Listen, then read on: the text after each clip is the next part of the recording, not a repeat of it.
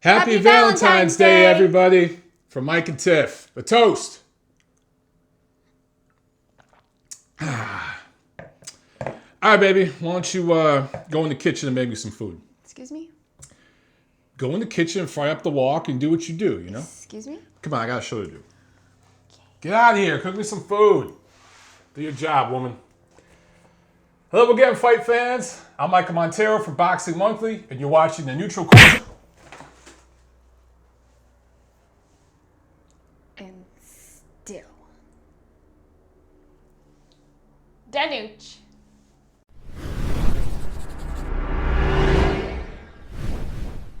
All right, I know what you're thinking, but there was no VADA testing for this shit. I'm contacting VADA, turning in the papers. I'm serious. This something isn't right here. She shouldn't have that kind of power. News and notes.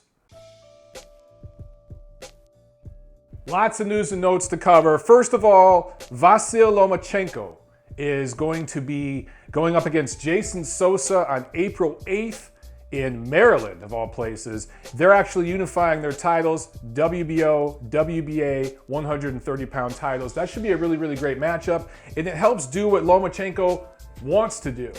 Unify that division. You know, he kind of, I think, wants to do what Golovkin's doing at 160 pounds, and this is the first step. And Sosa, that's no pushover. That's a good fight right there. Alexander Usyk is going to be trained by Lomachenko's father going forward. You guys saw I tweeted about this. He has parted ways amicably, like not in a bad way, but with James Ali Bashir, who was training him. Usyk feels that he just feels better or fits in better with Lomachenko's father. I think it's going to be a good match. And Usyk is supposed to fight later that month, I believe, in April, coming back. No opponent yet, but that's what the promoter is shooting for. Let's see, what else? Shakur Stevenson, the Olympian, the American Olympian, signed with Top Rank. Now, this is kind of a curveball because you guys remember a few weeks, it might have even been a month or so ago, I was talking about the fact that Stevenson is being managed by Andre Ward and Jay Prince. Now, for those of you who don't know who Jay Prince is, Google him. Look up his history with one Floyd Mayweather. A lot of stories there, going back to Floyd's old gym, some of Jay Prince and his buddies, and some of the incidents that went down. Bad blood there, bad blood all around, and it makes a lot of sense. Pretty much once Stevenson signed to be managed with Jay Prince, that he wouldn't be signing to be promoted by Floyd Mayweather. So interesting, man, because you just think about Jay Prince, Andre Ward, and Bob Arum, that team. Kind of an odd pairing, but Shakur Stevenson, I think, did the right thing signing with Top Rank. I think Top Rank has shown they know how to develop prospects. And I think it says a lot when guys like Floyd Mayweather were shopping for Stevenson, when guys like Al Heyman, would love to get their hands on him, and he went and signed with some other guys. It just says a lot, and it'll be interesting to see what comes of that. But you have to think that Stevenson will be handled very well as he comes up the prospect ranks. Let's see how he turns out. Manny Pacquiao and Jeff Horn. I did a rant video on that one weeks ago when this was first being discussed by Bob Arum and Top Rank, and this world tour thing by Manny Pacquiao. Supposed to be in Australia, but if you follow Pacquiao on Twitter, and if you've been just paying attention to some of the rumblings going back and forth on social media, you see just some weird tweets coming out from Pacquiao, from Mike Kantz, I don't know what the hell he is, his advisor, his manager. I can't keep up with all that. But they're talking now about putting the fight on in the Middle East. And Pacquiao even put out a tweet saying, who would you like me to fight in the Middle East? And he had a list. Jeff Horn was on it, but he also had Kell Brook on there, Terrence Crawford, and I can't remember who else. And most of the fans responding wanted him to fight Amir Khan. That's who they wanted him to fight. I don't know exactly what's going on, but I think it's very clear now that this whole world tour thing from Pacquiao and Top Rank was bullshit. And I think that he might fight twice this year, pretty much like a normal year. And it's pretty obvious he's going for the money. But as I've said for years now, Pacquiao's been going through the motions and fighting for the money probably since 2010, 2011. that was probably about the time where he lost his juice for this business, and it became pretty much a paycheck for him. He's still a fighter. He loves boxing, don't get me wrong, but he's 10 other things before a fighter right now. He's a politician, he's a movie star, he's a really religious, devoutly religious guy, a minister, all these different things before a fighter. So he's been going through the motions here, and I think all this latest fuckery surrounding the fight with Jeff Horn, which I thought was official, but they're not acting like it, just kind of shows that, right? But look, buyer beware. If you don't want to support these fights, if Pacquiao ends up fighting guys like Jeff Horn and it goes to pay-per-view and you don't want to buy it, don't freaking buy it. If it's on free TV here, then, no harm, no foul. It'll probably do big business wherever it goes. Speaking of big business, Kell Brook and Errol Spence, done deal for May 20th, Sheffield, England. Brook will defend his IBF welterweight title. And there was a lot of talk about Kell Brook maybe fighting Miguel Cotto. And there are people on Twitter stupidly saying that it was official, deal pending, blah, blah, blah. Sometimes that stuff, I think it starts from the promoters like Eddie Hearn. He leaks a little bit to people that he knows will chatter about it on Twitter as a way of pushing the negotiation that he's really trying to get. And it's clear that they wanted the Spence fight to defend that title, to bring Spence over to the UK.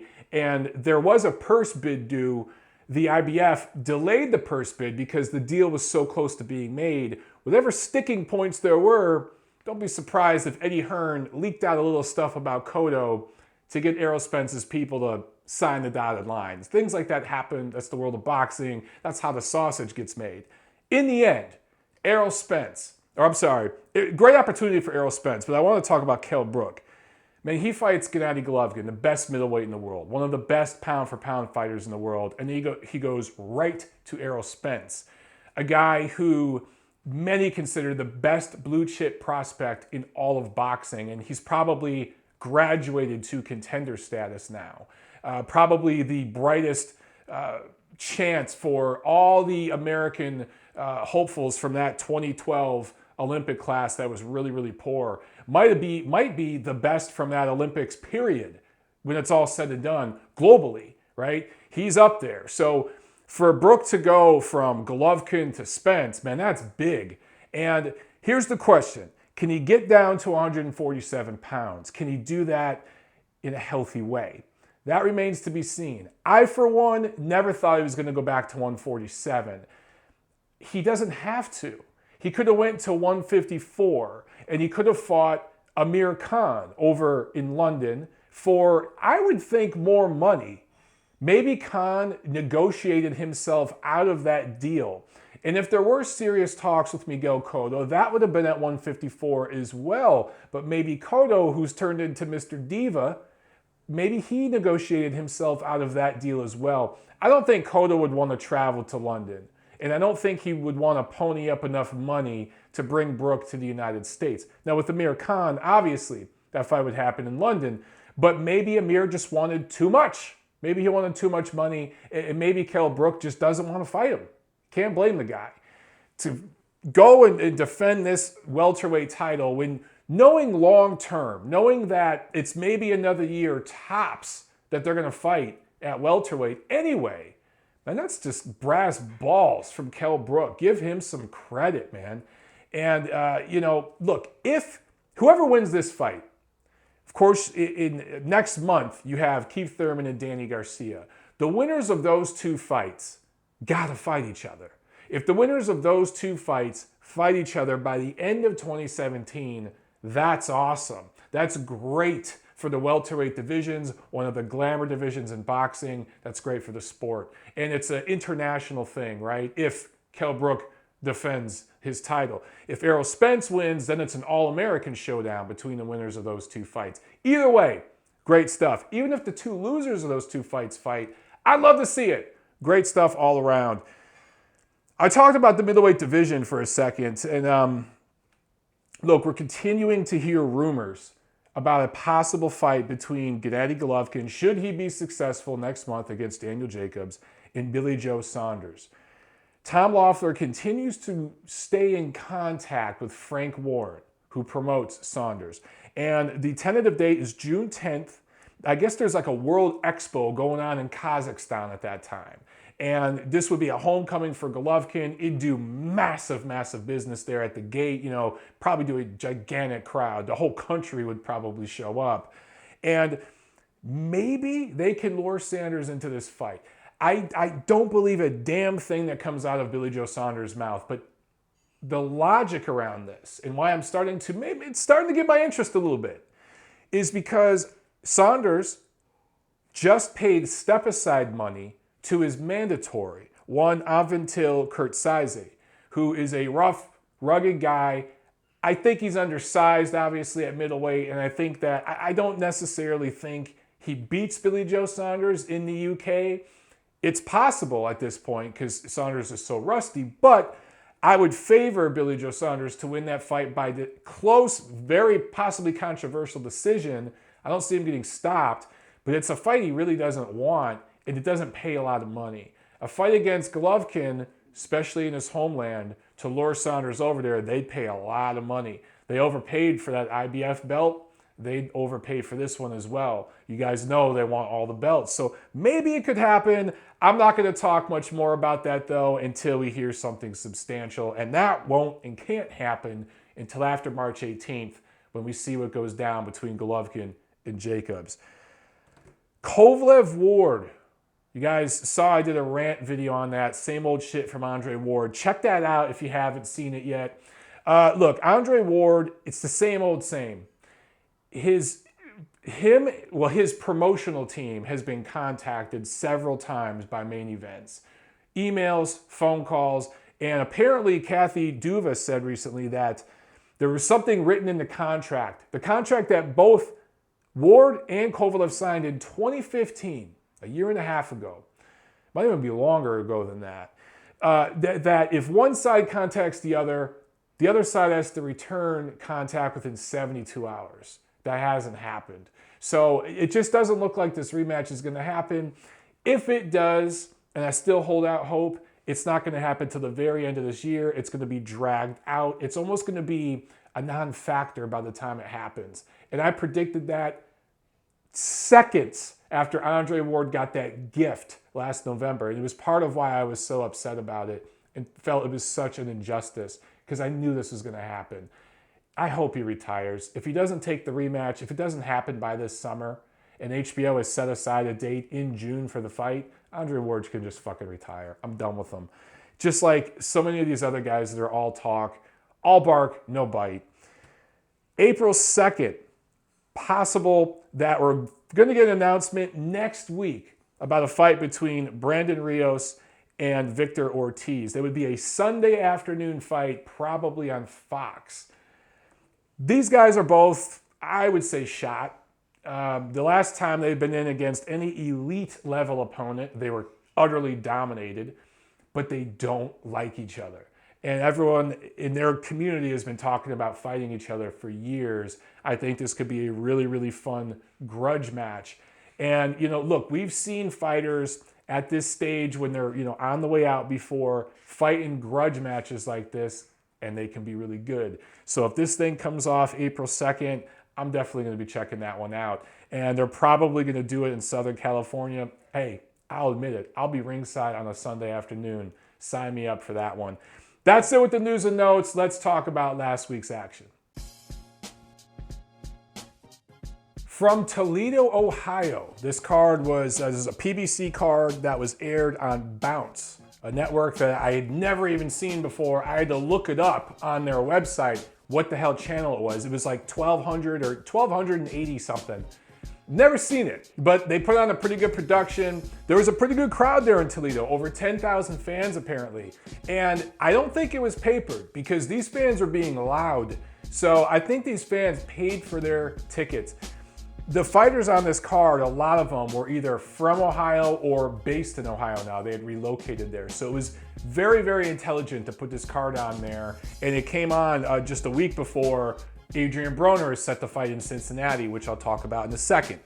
But the big upset, not really a big upset, I called this one, but Zanat Zakiyanov wins a split decision over Rau'shee Warren to grab his WBA bantamweight title. ZZ, as they're calling him now, some are calling him ZZ Top, was knocked down twice in the first round, but came back and just pressured the hell out of Warren.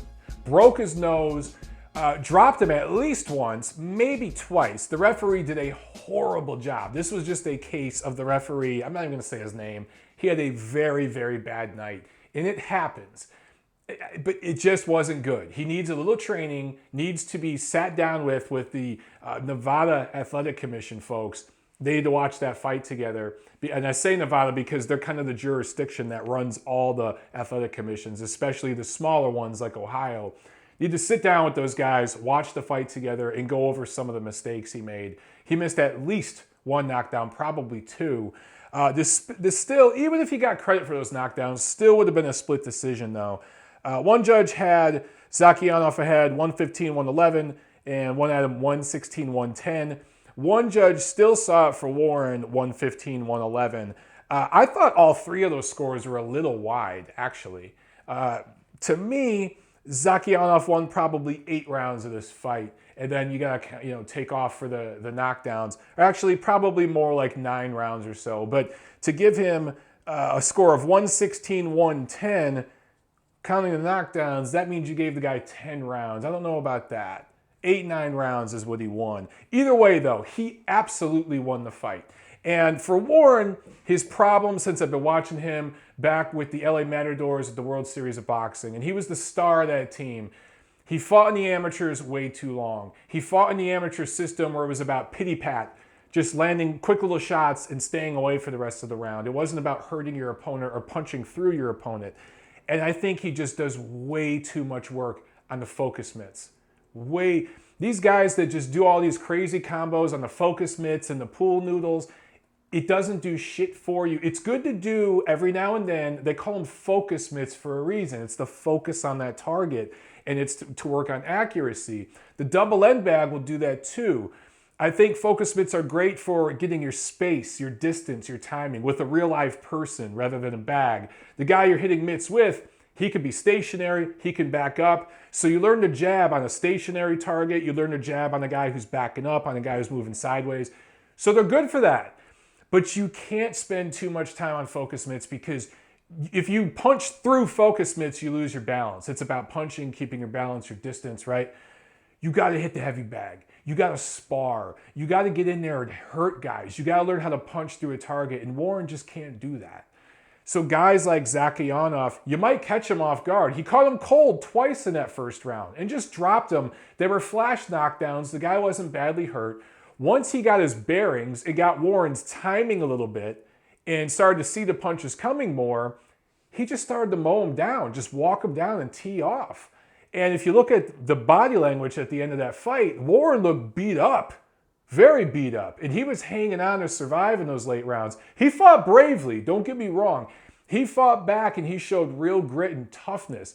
But Zakiyanov looked way, way fresher and much, much stronger late in that fight. So it just goes to show you the difference between amateurs and pros. And these guys that do these really, really flashy combos, the quote-unquote athletic fighters that have the look, as they say, and are flashy and fast and athletic, it doesn't always beat the guy that just perfects that style where you work on one thing over and over. You pressure. You keep. It's just like the fight with Badou Jack and James DeGale. I thought Badou Jack won that fight. And he was the simpler guy, the more straight up and down fighter, whatever. He won the damn fight because he does what he does better, and it's more effective in the pro game. But also on that card, Jamel Herring gets a KO win. Terrell Goucher gets a unanimous decision win. I'll say this about Goucher. He is an upset, or not an upset, a bubble burst waiting to happen. As soon as he moves up in class, he's going to get exposed. It's going to kind of look like some of these other, like Tony Harrison guys from the PBC universe, some of these prospects. There's just something missing there. There's not a lot of head movement. You see a lot of the combos coming. There's not a lot of variation on those punches. Robert Easter Jr., he was the main event. He was the star of the show. He brought the crowd there. He wins a unanimous decision over Luis Cruz, defends his IBF lightweight title. He drops Cruz in the 10th, 11th, and 12th. Couldn't close the show, though, and others have before against Cruz. I thought that Easter, some people might be being a little hard on him. It wasn't a great performance from him, but it was a quality one, and he was fighting in front of a hometown crowd. Maybe the nerves got to him. Maybe it wasn't his best performance, but he's got some tools, but I'm not 100% sold on him yet. There's a lot of flaws. And he has a mandatory now, Denis Shafikov, who's definitely going to give him a push. So I can't wait to see that one. But that was a fun card from Toledo. The same night, Friday night, there was a card from Oklahoma on ShowBox. And this was a great, great card put together by ShowBox. They are doing a great job as always. It's funny because I hear some people dissing ShowBox. I see comments on Twitter, on YouTube from some of you guys and the message boards on Facebook and shit. And you guys bash the level of opposition in ShowBox. These are prospects working their way up. And for the most part, they're match tough. Think of how many O's we've seen go on ShowBox over the years. Think of how many guys we've seen get exposed a little bit on their way up, making their first jump in opposition on ShowBox over the years. A lot.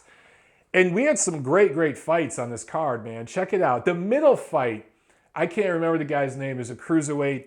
That sucked. But the first fight was great. Main event was great. In the main event, a Russian-born but Brooklyn-based fighter, Ivan Baranchyk, scores a unanimous decision over Abel Ramos. Both got knocked down in the third round, and then Ramos was dropped to go in the fourth. Baranchyk wins by the scores of 99-91, 97-92, and 97-93. And he's got a ton of flaws, but he brings it and he makes for fun fights. He's going to go as far as his chin can take him. That's what he is. Too rough around the edges, and I think he's going to kind of be exposed like guys like Vyacheslav Shabransky and other guys like that. Once they hit a certain level, that's a different type of exposed. But guys who just don't have much other than a really good chin, and they come forward and bring it, and they can bang. This guy's going to go as far as that chin will hold up, man. Eventually, I think he's going to get in there with a top-level guy and probably get knocked out. But he's always going to make for fun fights. This was a really, really good main event. Good two-way action, a lot of fun. Check it out if you have Showtime on demand or anything like that. One fight that I missed a couple weeks back, February 2nd in Mississippi. This was a PBC card. Luis Collazo scores a 6-round knockout over Sammy Vasquez. Knocked him down in the 3rd and 6th round and just knocked him out clean in the 6th round. Collazo had lost 2 of his last 3 going back to 2014. He had been inactive. This was kind of a comeback of sorts for him. And I just totally forgot about it on the Neutral Corner. I just forgot to report about it. But great performance by him. And a knockout of the year contender. And now he's talking about he wants Shawn Porter. So I bring this up now because he deserves to get a shout out for that performance. And a fight between him and Shawn Porter, I would welcome that. I think it'd be a lot of fun. Porter, put on a good quality fight against Keith Thurman last year, and then he gets benched. He's just been sitting around. Why not get Collazo and Porter in the ring together and do a fight? I think that'd be a lot of fun, man. But that is it with last week's action. Let's preview what's coming up this week.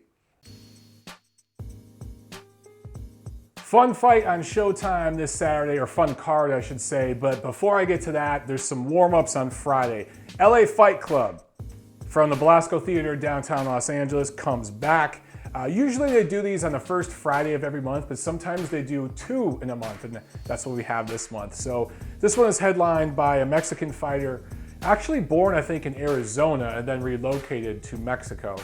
I guess that's where his family's from. He's making his American debut as a fighter. He's fought exclusively in Mexico.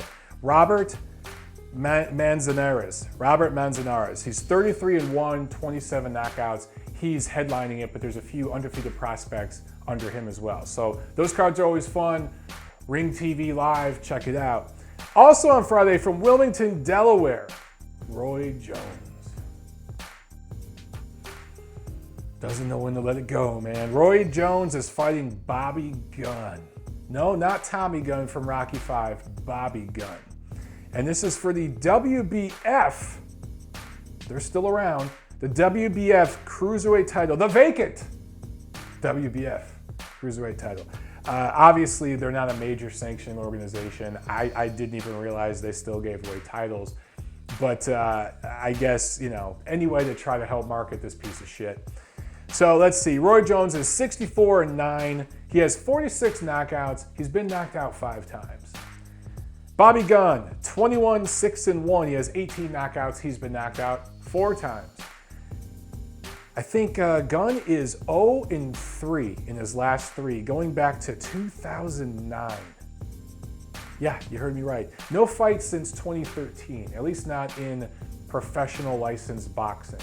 So if you want to see a freak show this Friday, you could either go to West Hollywood, or you could go to a circus, or you can watch Roy Jones and Bobby Gunn fight. But Saturday is the real card everyone's talking about, obviously. Adrien Broner. It's the battle of the Adrians, right? In Cincinnati, Adrien Broner versus Adrian Granados. They both spell Adrian differently. Adrian! They spell it differently. Cincinnati, of course, is where Adrien Broner's from. So I'll talk about that matchup in a second. But there's 2 other fights here. Marcus Brown, another one of those 2012 Olympians from America, that doomed American 2012 Olympic team. Hasn't fought since April of last year, going up against Thomas Williams Jr., who fought twice last year. If you guys remember, Thomas Williams scored a knockout over Edwin Rodriguez in April at StubHub Center. And then he was knocked out himself by Adonis Stevenson in July. Both of these guys are southpaws, and just going off of Thomas Williams' last 2 fights, he can land a shot here and there, but he also can be knocked the fuck out. I think this is going to be fun while it lasts. I look for Brown to get a big knockout here. It should be an impressive win for him. Also, we have David Avanesian, the Russian fighter who beat Shane Mosley last May, going up against Lamont Peterson. Remember him? Remember Lamont Peterson? Did not fight at all in 2016. Somehow, some way, this is for the WBA welterweight title. That's the WBA for you. Believe it or not, Avanesian's fight against Shane Mosley last May, I think, was for the WBA interim title. So this is for the full WBA welterweight title. The welterweight fights I talked about earlier in this episode, those are title fights. This is shit. But does Peterson have anything left at this point? I don't know. He's either going to look really refreshed and put in a good quality performance, or he's going to get beat up badly and sent into retirement. I guess it'll be interesting to find out. But in the main event, Adrien Broner, Adrian Granados. For those of you who don't know much about Granados, he's the guy who beat Amir Iman and exposed that prospect, burst that bubble, took that O, and that's what helped kind of get him in position for this fight. Really should have got more for that, though. More for that performance. He had to wait a while to get this shot at Broner. This fight was supposed to be at 142 pounds, even though I think it's supposed to be a defense of Broner's 140-pound title. At least he did have a 140-pound WBA title. And they were supposed to do a 142 pounds, but last week Adrien Broner asked Granados' side if they can move it up to 147. So this is a welterweight fight now.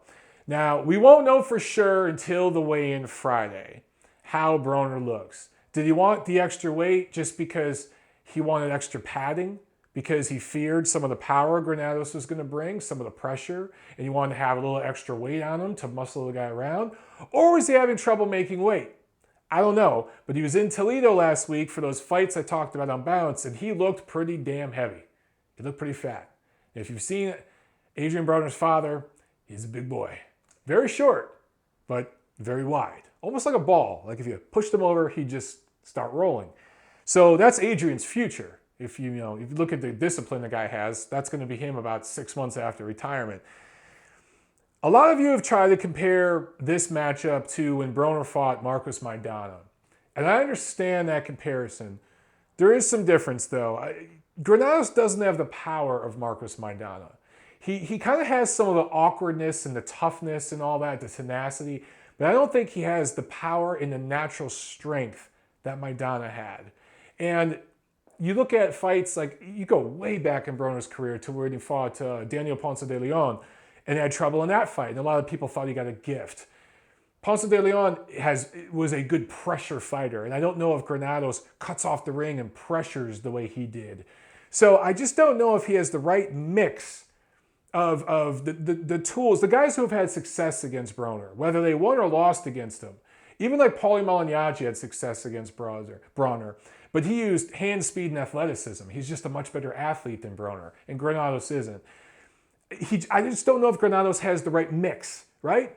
But maybe he does. I mean, that's why they fight the fights. And I'm interested to see this fight now. If Broner can't make 147, if he comes in weighing 148 or something, switch your bets and go Granados knockout. But if he comes in weighing 145, 146, something like that, I see Adrien Broner winning a comfortable decision, possibly controversial. You know, possibly there's going to be some home cooking with the ref and the crowd and everything else. But I just think Broner, if he looks somewhat in shape at the weigh-in and makes weight comfortably, with that extra cushion he has to take those shots, to absorb those punches, I just think he's just a better fighter. One thing I want to talk about real quick, though, with Adrien Broner, and then we'll wrap it up for this week. This guy gets a lot of shit, and deservingly so. I know a lot of people like him because he's a character, and characters are good for boxing, and that's cool. But some of it's just a fucking act. And at the end of the day, characters are a lot of fun. I can tell when people are acting, though, and Broner puts on a lot of this crap for the camera, and I just don't care. It's not that fucking entertaining. There are guys in boxing that have way better personalities, I think, and they're just better human beings than Adrien Broner. The 4-time champion thing that a lot of you bring up, okay? He's not a 4-time champion. He has won 4 world titles in 4 different weight classes. Yes, that is true. But you guys know all the time I talk about the difference between a champion and a titleist. Let's look at the titles he's won, okay? Broner won a vacant WBO 130-pound title by beating Vicente Martin Rodriguez. If you don't know who he is, yeah. He won the 135-pound WBC title against Antonio DeMarco. Good quality fighter, fine. WBA 147-pound title, split decision over Paulie Malignaggi. A lot of people feel that he lost that fight. This was a faded version of Paulie Malignaggi, not even a prime version. Paulie is probably a better fighter than Antonio DeMarco, but still, you know, contender status kind of guy, not an elite level fighter. And then WBA 140-pound title against Khabib Alakverdiev. Khabib Alakverdiev. Those are the 4 guys he beat to win his 4 titles. And again, one of them was a vacant title. And then you look at the number of defenses. It's 1, 2 defenses, and then he either loses or drops and moves up in weight. Guys, I'm sorry. 4 titles here? Yeah, 4 titles. Not Hall of Fame. He's not a Hall of Famer. Look at who he beat. Look at the elite level fighters on his resume. Does he have any? I don't think he does. He has a couple guys that are borderline. But Adrien Broner is not even a Hall of Fame level fighter. So those going around saying 4-time world champion, blah, blah, blah, blah, and that's how Showtime's been promoting this thing and how the PBC is and everything else. That's ridiculous. It's just like the Ricky Burns thing. Ricky Burns, 3-time world champion. No, he's not. No, he's not. I like Ricky Burns as a guy a lot better, you know, more consistent making weight and stuff like that. But he's not a 3-time world champion. He's grabbed 3 world titles in an era where if you have good management that will put you in the right position, where you control most of the promotion and you have all the favor in your end, yeah, you could pick up world titles like that. And I'm not saying Adrien Broner isn't talented. He's a talented, good fighter. But he's not an elite level fighter. Sorry, never was. I think he's a little overrated. And he might win this fight. He should win this fight. But where's he going to go from here? Would he even be competitive with the winner between Thurman and Garcia? Would he be competitive with the winner between Brook and Spence? The answer is fuck no. He wouldn't be. So, I'm talking about welterweights because he's fighting at welterweight here, okay? Even though he says he's a junior welterweight, he's not. I think a guy, if he did fight at 140 pounds, I mean, Terrence Crawford would beat the brakes off him, but even a guy like Victor Postol would dominate him. Just not a big Adrien Broner guy. Fun to watch, fun personality, good contender, B-level type fighter, but 4-time world champion, no. Kill all that. Anyway, guys, that's it for this week. Let me know what you think. Comment, like, share, subscribe. I'll see you at the fights.